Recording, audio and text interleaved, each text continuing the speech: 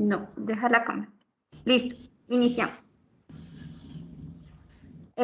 Muy buenas tardes a todos los que se conectan a esta nueva edición de Tejiendo la Palabra.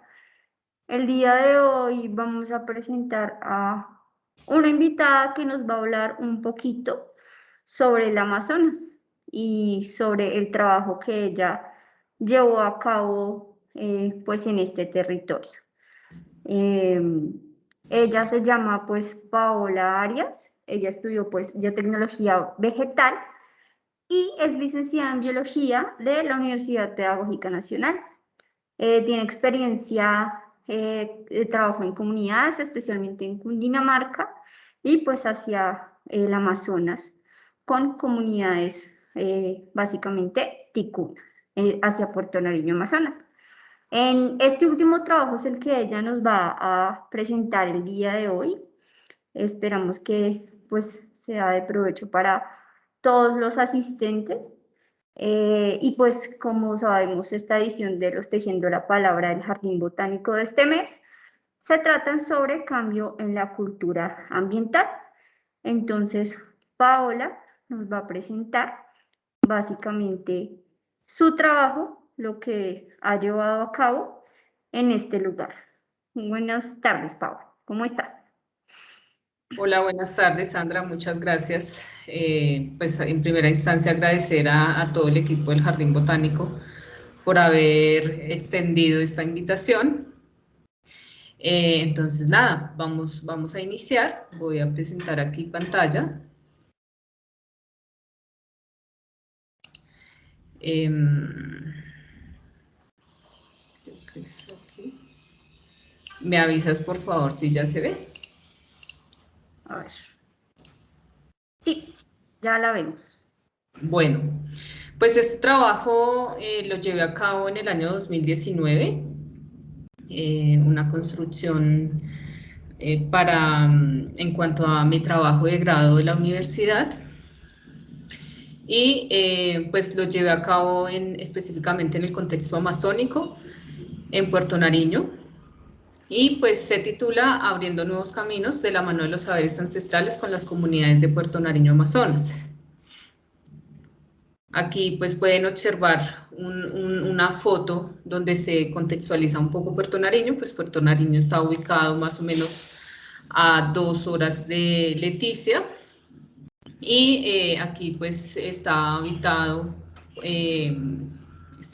por diferentes culturas indígenas, como lo son los ticuna, los cocama, los yagua, los cuales pues tienen diferentes saberes ancestrales en cuanto al cuidado de la tierra, en cuanto al cuidado del medio ambiente, en cuanto al cuidado de su primer territorio como cuerpo, en cuanto al cuidado de su territorio como por ejemplo las malocas, las chagras. Y pues dijimos, bueno, estos saberes ancestrales hay que reivindicarlos, hay que escucharlos, porque sabemos y estamos muy convencidos de que tienen muchas cosas para enseñarnos. Entonces, pues por eso hicimos la investigación en este territorio. Asimismo, aparte de trabajar con estas comunidades, trabajamos con organizaciones como la UMATA, en donde la UMATA pues juega un papel en cuanto a que nos contextualiza sobre los diversos proyectos que se llevan allí en cuanto al cuidado del medio ambiente, especialmente en cuanto al manejo de los residuos. Y pues toda esta indagación con culturas indígenas y con la UMATA pues la llevamos a la institución educativa, especialmente en la institución José Celestino Mutis Cineagro, especialmente con estudiantes de grado noveno. Entonces aquí pues titulamos El pulmón del mundo y sus saberes ancestrales, porque vemos que el contexto amazónico pues es un espacio donde existe gran diversidad biológica y también cultural. Sin embargo, pues las diferentes actividades como especie humana han llevado a que estos contextos pues se queden en el olvido. Esos saberes ancestrales con los que cuentan las culturas indígenas pues no se tengan en cuenta en la escuela, y no se tengan en cuenta como tal en todo el territorio colombiano. A su vez, prácticas como el antropoceno, han posibilitado como que la naturaleza, el ecosistema sea visto como un recurso para el hombre, pero pues no se tienen en cuenta como las otras formas de vida. Entonces dijimos, bueno, pues vamos al Amazonas.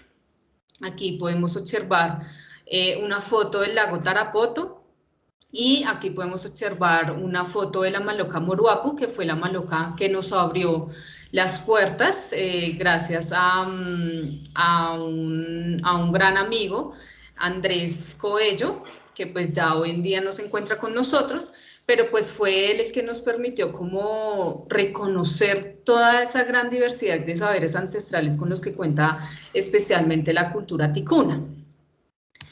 Entonces, aquí dijimos, bueno, una gran problemática que se presenta en Puerto Nariño es que pues Puerto Nariño es un municipio bastante pequeño, cuenta con pues el casco urbano y comunidades aledañas a él, como lo son la comunidad de San Francisco, el Resguardo Ticoya, Puerto Esperanza y 20 de Julio. Sin embargo, pues al ser Puerto Nariño un lugar muy pequeño, cuenta con un relleno sanitario, el cual pues alberga todos los residuos que genera la comunidad, toda la población del casco urbano. Y este relleno pues ya se encuentra totalmente lleno, incluso en el año 2019 que estuve haciendo el trabajo investigativo allá, para el mes de diciembre, ya las celdas, el relleno sanitario se clasifica por celdas, en donde, por ejemplo, están las celdas de todo lo que es residuo orgánico, la celda del cartón, la celda del plástico, la celda de vidrio. Entonces, estas diferentes celdas donde se depositan esos residuos, pues ya se encontraban totalmente llenas. Ya no había un lugar para depositar esos residuos. Por lo tanto, entonces decidieron implementar un proyecto donde se generara un nuevo relleno sanitario en el municipio. Sin embargo, pues este proyecto tenía que llevarse a cabo a término en el año 2018, pero pues esto quedó como un elefante blanco. Entonces, y a su vez, las personas pues para poder como tienen como esa concepción de que para desaparecer los residuos y que no generen daños, pues esto se debe hacer a través de la práctica de las quemas de la basura, lo cual pues genera diversos inconvenientes a nivel ecosistémico, a nivel de la salud humana, porque pues al quemarse la basura, esta genera ciertos gases que perjudican el cuerpo humano, que perjudican las otras formas de vida que habitan alrededor de todos nosotros. Entonces, para ello dijimos, bueno, vamos a hacer unos 3 caminos para encontrar esos diálogos y esos saberes ancestrales, y a partir de allí empezar a construir un nuevo conocimiento. Y pues esos caminos se caracterizaron en cuanto al reconocimiento del contexto. Entonces allí hablamos de que estamos inmersos entre la cultura y los residuos. El segundo camino lo titulamos Buscando diálogos, la escuela y la comunidad. Y el tercer camino lo llamamos Construyendo conocimiento. Entonces, en cuanto al primer camino, reconociendo el contexto, inmersos entre la cultura y residuos, pues al llegar al contexto nos dimos cuenta que especialmente los estudiantes, la población juvenil, desconoce totalmente su contexto en cuanto a que se tiene la concepción de que los abuelos indígenas, de que las culturas indígenas no tienen nada que enseñarnos, ¿sí? Que esos saberes pues quedaron allá en el pasado y o actualmente pues no sirven o sencillamente son devaluados. Entonces la población juvenil con la cual tuvimos la oportunidad de trabajar ellos pues tienen en cuenta mucho lo que son las nuevas prácticas sociales en cuanto a que yo estoy a la moda porque escucho reggaetón, yo estoy a la moda porque tengo mucha ropa, yo estoy a la moda porque allá, sobre todo en ese contexto, las personas piensan que tener un televisor, un equipo, un celular, pues eso ya es el hit como tal. Pero entonces no, entonces dijimos, oiga, vámonos a reconocer este contexto donde estamos, ese contexto que habitamos, entonces quisimos hacer con los chicos una salida donde ellos reconocieran como tal ese territorio que habitan y le dieran como tal ese valor. Entonces, es allí donde decimos, ah, bueno, pues Puerto Nariño cuenta con diversas culturas indígenas, los cuales tienen diversos conocimientos ancestrales para enseñarnos, pero que también esos contextos, esos saberes ancestrales, no solamente pueden quedar allá en la maloca, sino que esos conocimientos, todos esos saberes, esas prácticas de los abuelos ticuna, pueden ir a la escuela y no solamente a la escuela, sino a todo el contexto de Puerto Nariño. Entonces, inicialmente ese fue como el objetivo, que los estudiantes reconocieran esos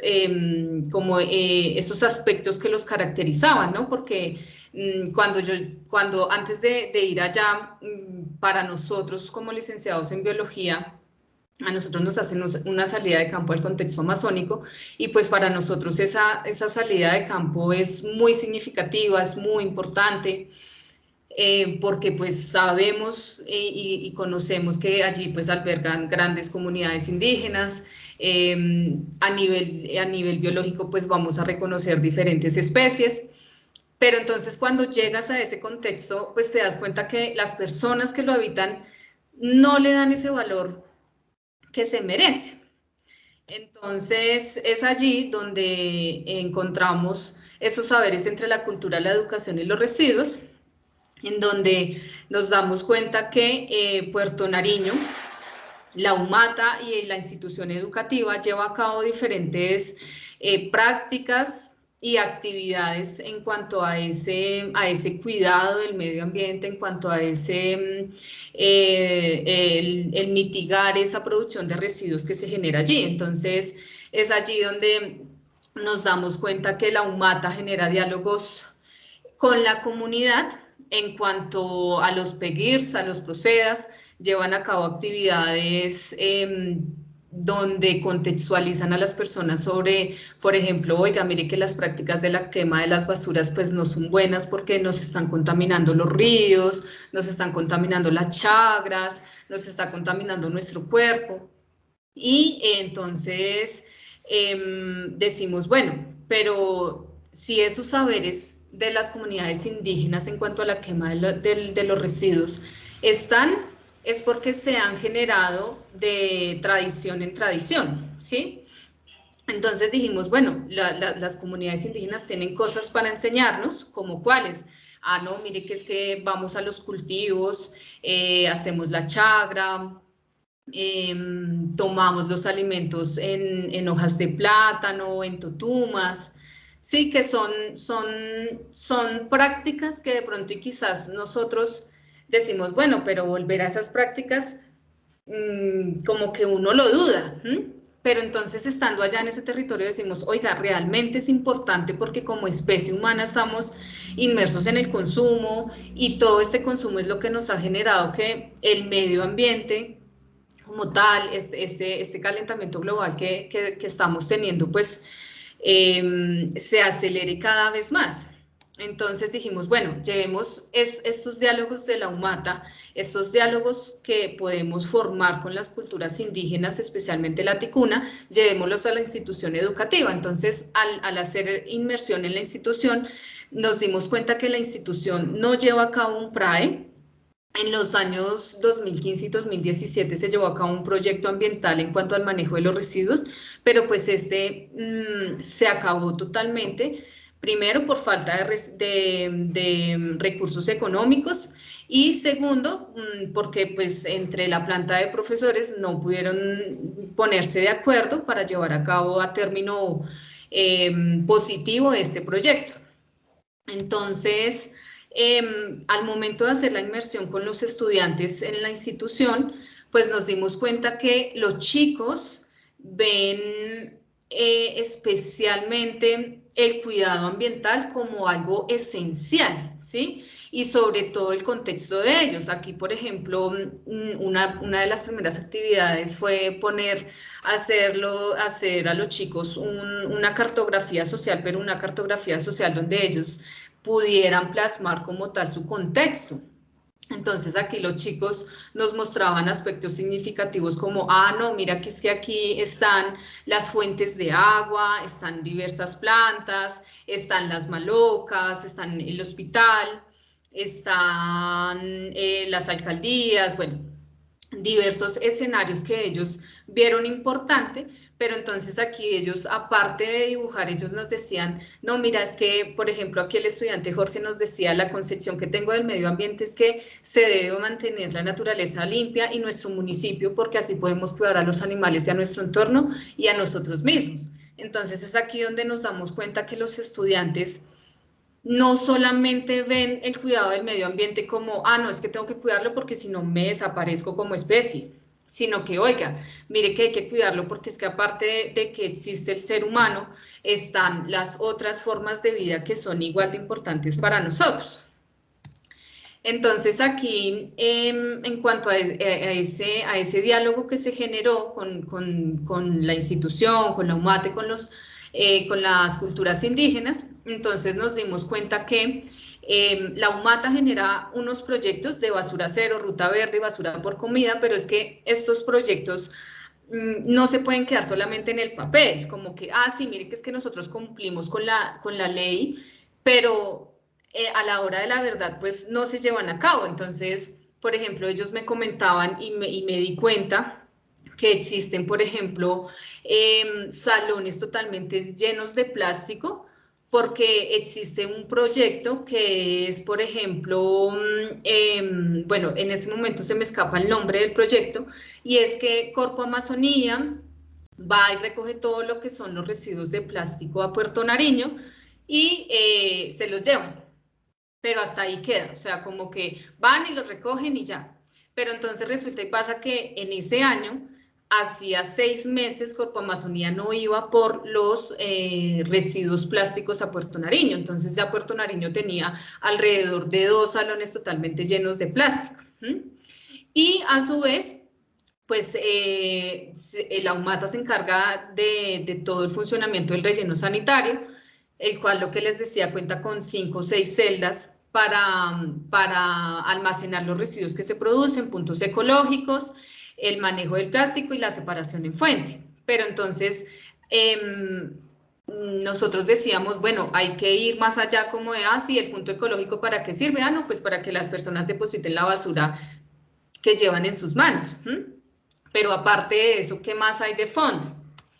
Entonces aquí también empezamos a darnos cuenta que el turismo y la comunidad son generadores de residuos y quemas de basuras, y a su vez la institución educativa Eneagro pues llevó a cabo proyectos en cuanto al manejo de los residuos en los años 2015 y 2017, pero pues estos se acabaron. ¿Cuáles son las consecuencias de todo esto que logramos identificar? Pues que, bueno, nos estamos afectando la salud humana, hay una gran pérdida de la diversidad y daños ambientales. Entonces aquí, al momento de involucrar la escuela con la comunidad, pues entonces los chicos aquí nos hablaban y nos decían, no, mira, es que nosotros recolectamos toda la basura y la separamos. Entonces, por ejemplo, los residuos orgánicos se van para la chagra, el plástico lo reciclamos, pero entonces el residuo que más se recolecta es el sanitario y es el que más se hace la quema de la basura. Entonces aquí los chicos nos hablaban y nos decían, sí, se practican la quema de las basuras, en especial del plástico y los sanitarios y otras basuras más.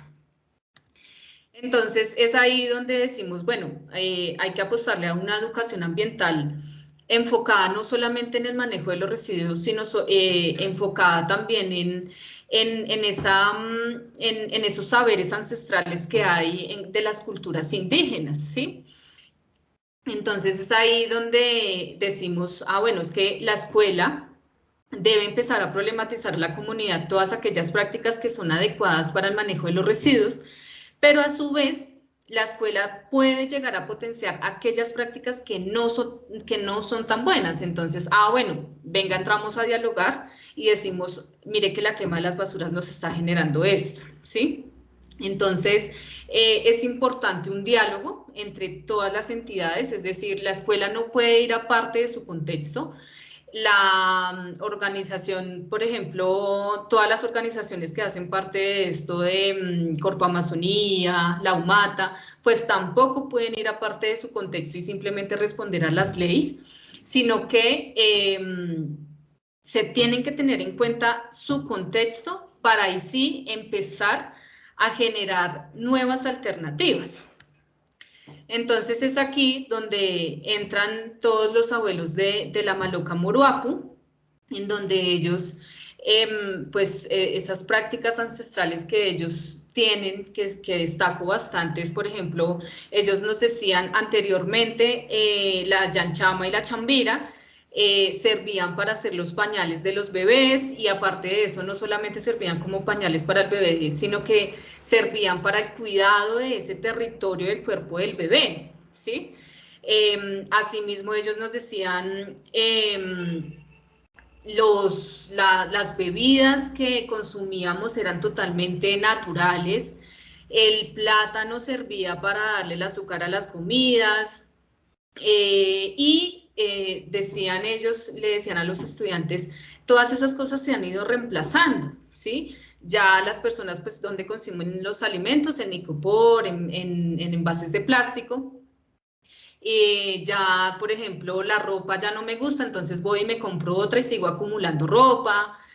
Entonces, por ejemplo, el consumo de las bebidas también fue reemplazado, ¿no? Allá en Leticia hay una empresa, Coca-Cola, ellos producen gaseosas Leticiana y pues son las que más se consumen en este contexto. Entonces, por ejemplo, esas bebidas tradicionales, pues ya no se tienen en cuenta allí. Entonces es aquí donde decimos, bueno, ese diálogo de saberes que nos ha posibilitado reconocer entonces que actualmente existe una visión de la naturaleza totalmente utilitarista, se están llevando a cabo prácticas no tan buenas para el ecosistema y tendemos a olvidar que el hombre, que el ser humano está inmerso dentro de todo esto, ¿sí? Entonces es ahí donde, por ejemplo, una de las estudiantes nos mencionaba y nos decía, la contaminación y la muerte es por los desechos y plásticos que nosotros estamos produciendo. Pero entonces es ahí donde el abuelo llega y nos dice, no, es que dése cuenta que la conservación de la vida es lo más primordial y no solamente la vida del ser humano, sino la conservación de la vida de la planta, de la que tenemos ahí al ladito, del perrito, del pez. Y aquí nos damos cuenta entonces de esas relaciones entre el consumo y el cuidado de la naturaleza, de lo que les venía hablando. Y es ahí donde decimos el reemplazo de las bebidas naturales por las gaseosas, la adquisición tecnológica. Entonces, es ahí donde pues empezamos a encontrar esos diálogos con los abuelos, donde en realidad debemos apostarles a esos saberes ancestrales que ellos tienen, porque es que a partir de allí podemos empezar a transformar esa visión de medio ambiente que tenemos en cuanto a que es que la naturaleza solamente sirve para el uso humano, ¿sí? Sino que, oiga, en verdad, al sentarse a escuchar al abuelo, nos damos cuenta que la naturaleza no está hecha para el ser humano, sino que es que la naturaleza está ahí porque es sujeto de derechos, porque es que el río que va allá lleva un caudal porque es así y no necesita pues que vengan otros seres a desviarlo, ¿sí? Sino que, oiga, empecémosle a dar valor a esa naturaleza que está ahí con nosotros y que debemos empezar a preservar. Entonces es aquí donde nos damos cuenta de la importancia de empezar a dialogar con esos saberes indígenas y de escucharlos.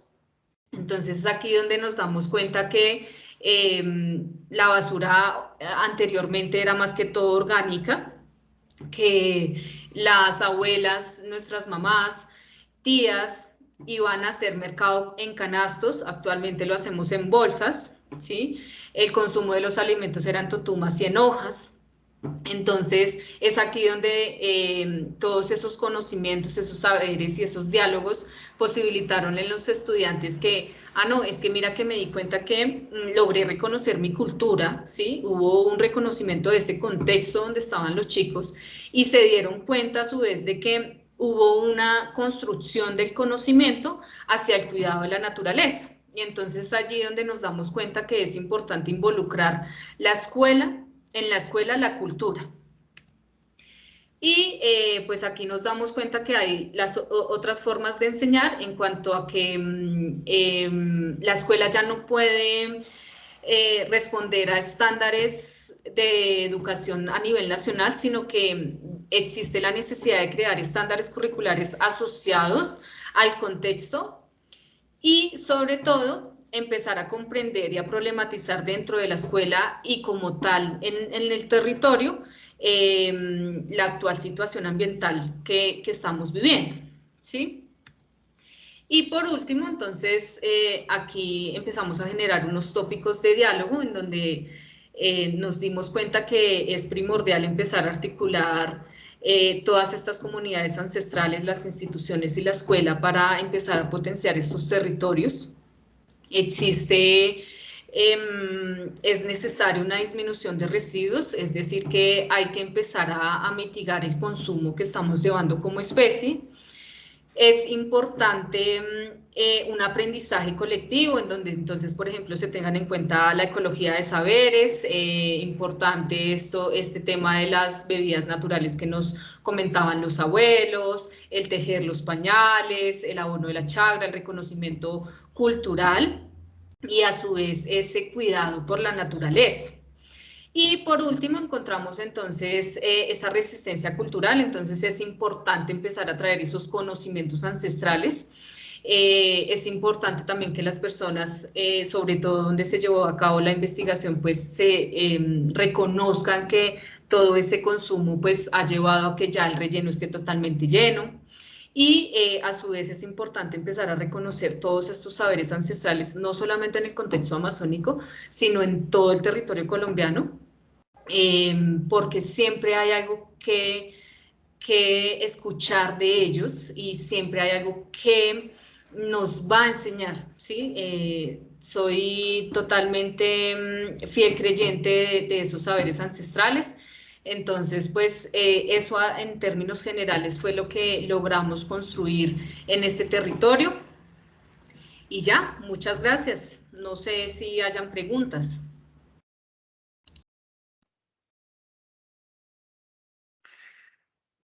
Bueno, Pau, pues una presentación muy completa, como de todo este trabajo que llevaste a cabo y pues, no sé, también lleva a reflexionar un montón como referente a que es difícil, si es difícil para ellos que viven al lado de muchas comunidades, ¿cierto?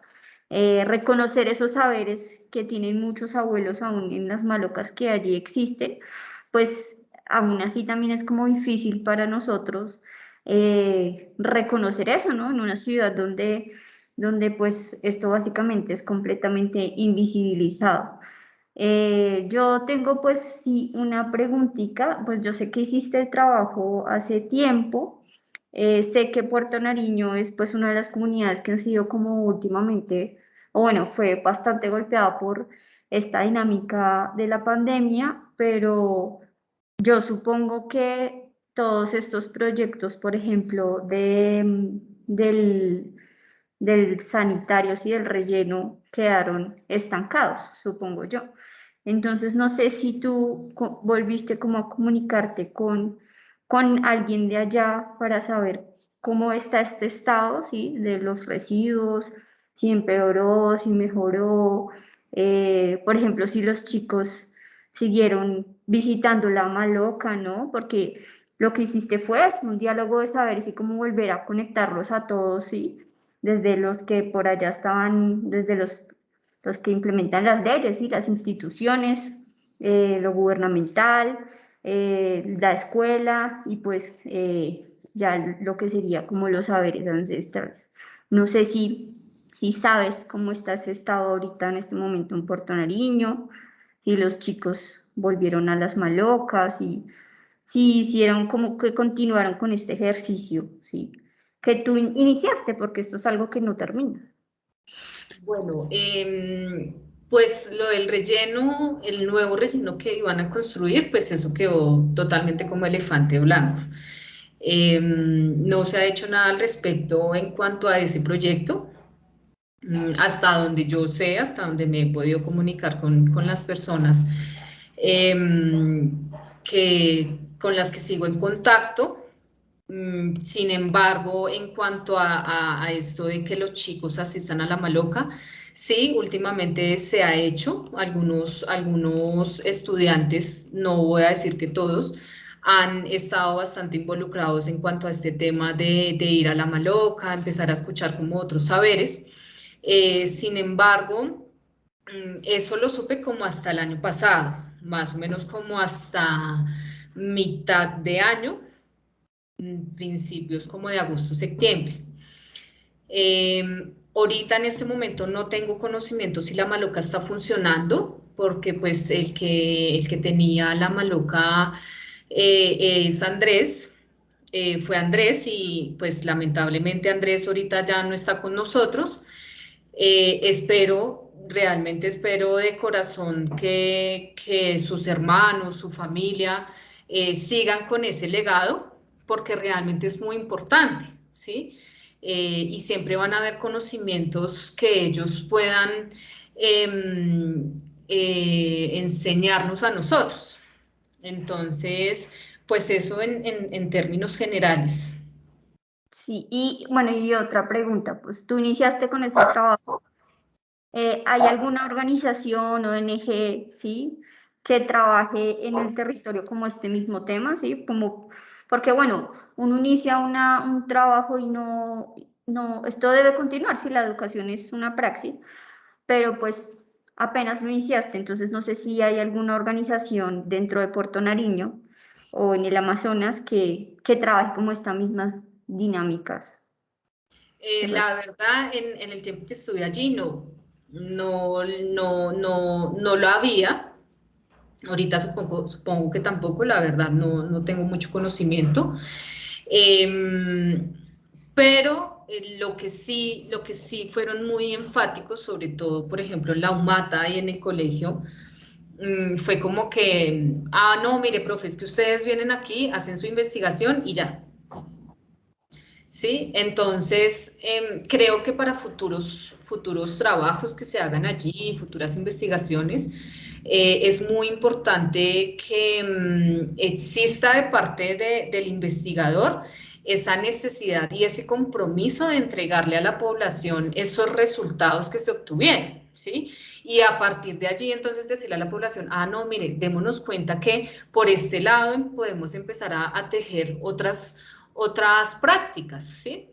Entonces, pues ya nosotros hace poco logramos socializar el trabajo con la institución. Con la UMATA aún no hemos podido porque el ingeniero que en esa época nos atendió, ahorita no tengo el contacto de él.